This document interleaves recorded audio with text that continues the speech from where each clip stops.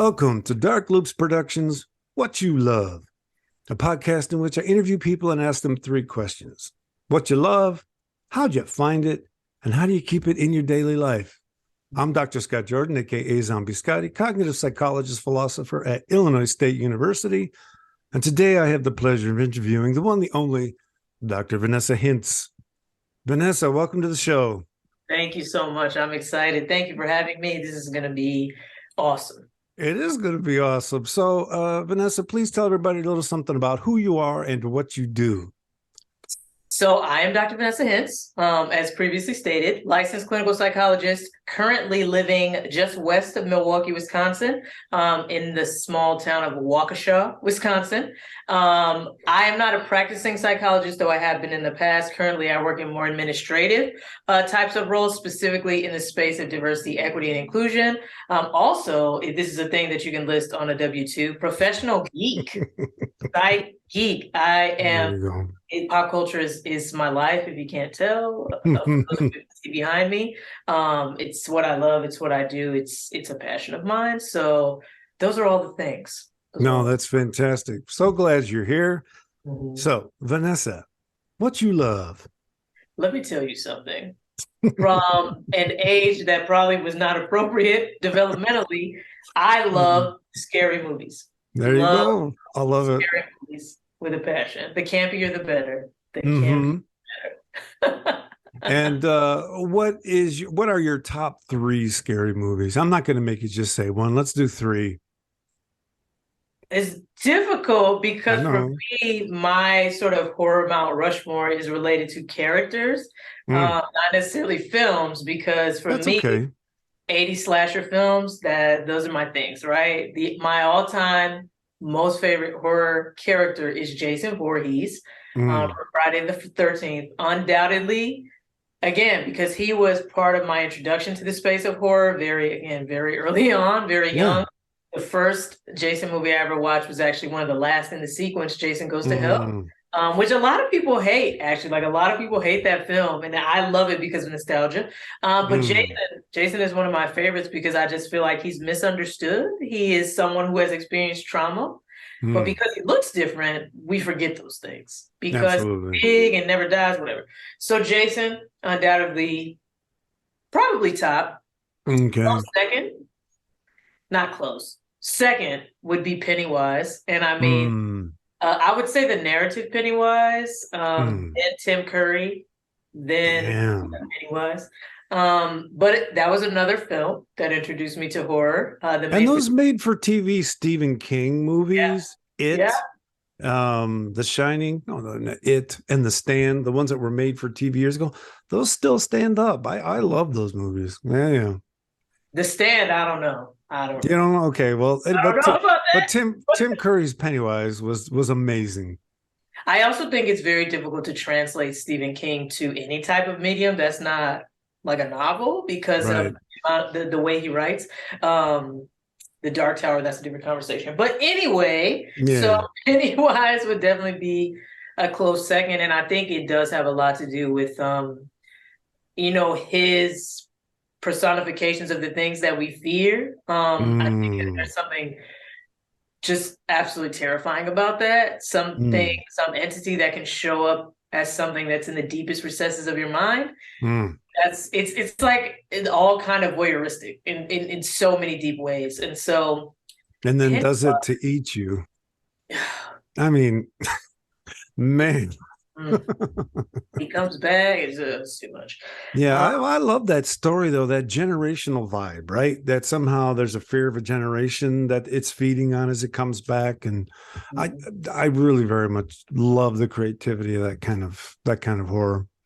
And the generational piece, I think about the active avoidance, the active confronting. So the town of Derry, I think in itself is its own character. I know they have that sort of prequel series that's coming out soon, but the amount of denial that was passed down generationally that something terrible is happening here, but it's totally, like, if we don't talk about it, it's totally fine. Exactly. Also, I think I think, okay, I'm like embarrassed to say this kind of, but another horror character that I love and I'm actually embarrassed that I do is Chucky. Because he has no redeeming qualities other than the None. fact that he's hilarious. Like Yeah. he I, and like the first Child's Play movie, the second Child's Play movie, maybe the third, then it deviated too much for me. But the Yeah. original Child's Play, like 1989, I think, classic. Absolutely. I mean, his determination, you can't fault You, you can't fight. No, you can't argue with it. Absolutely. So, Vanessa, how'd you find this love of scary movies?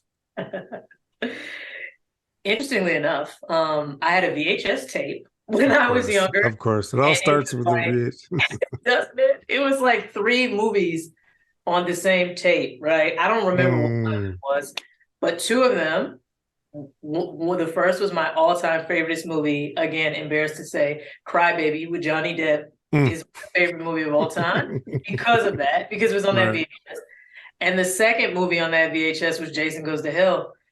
And I would just watch, I don't know, like I would just watch it. And then I remember sitting in the living room with my sisters and watching the original It and how scared I was, Mm, hmm. made for TV It. And I think that there was something like almost invigorating about being scared in a protected way. And that's the Yeah. same way I feel about horror movies now. Like I will never go to a haunted house because that's too much for me. But Right. watching movies, having this protective barrier between me and the thing, I think that's how I found them. And I think that now that I'm a psychologist and the things that I've learned, has kept me sort of in this Yeah. space. I love horror movies because again, I think they absolutely deal with human ways of valuing Mm. what we fear, things that we devalue, we fear experiences that we don't understand, we fear people and things that we don't understand, which to me is again just a nice analogy Of course. to life in general. You know what I'm saying? And the No, work that I do in exactly. DEI. All right, then. So that's how you found it. How do you keep scary movies in your daily life? It's really difficult. Hmm. I think because New Age horror has gone like a whole different way. I think Hmm.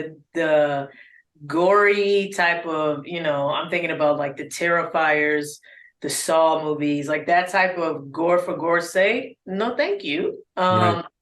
No, thank you. And I think that that often overshadows the sort of brilliance of some of the other aspects of the film. So Terrifier, for example, Art the Clown, that actor is amazing. The fact that he can Mm, play this character without making a sound and have right. us feeling so many different things, absolutely amazing.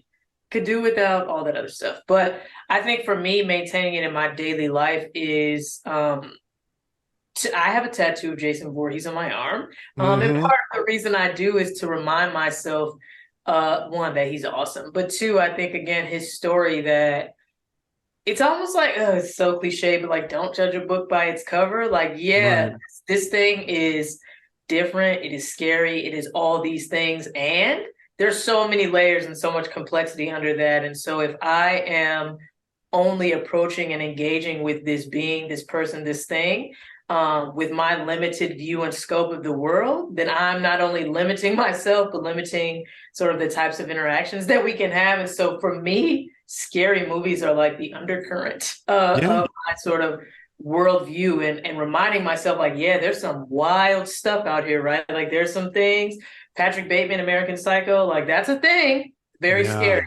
Yeah. And I think there are other things that maybe at first glance are horrendous. And when given time, space, opportunity, value would not be such. You know what I'm saying? No, you other a system long enough, you reject the system long enough, and it'll come back and bite you, stab you.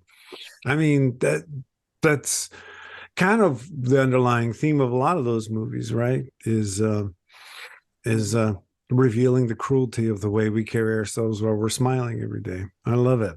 And I think the films that are the most sort of frightening to me are the ones that are sort of I wouldn't say the opposite of that, but again, I think about like a Patrick Bateman, American Psycho, this is a person at the top of the social strata. You have anything and everything that you could possibly want, and you still out here doing this stuff. I think about Norman Bates, the things that, to me, that is what is inherently frightening about a lot. Art the Clown is another one. Like, what is happening here? Why are you doing this?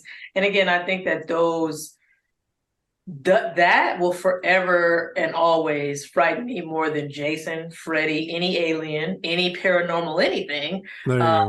Movies like The Strangers, movies like Psycho, movies like Psycho will forever be horrendous to me. It's frightening.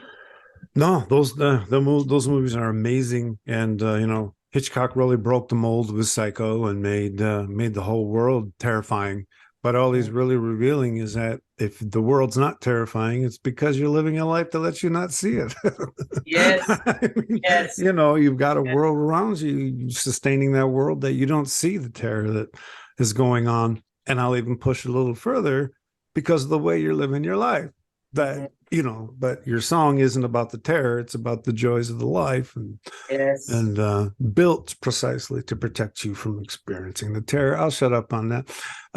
Anyway, Vanessa, it's fantastic to talk to you. Can you tell people where they can find you on social media?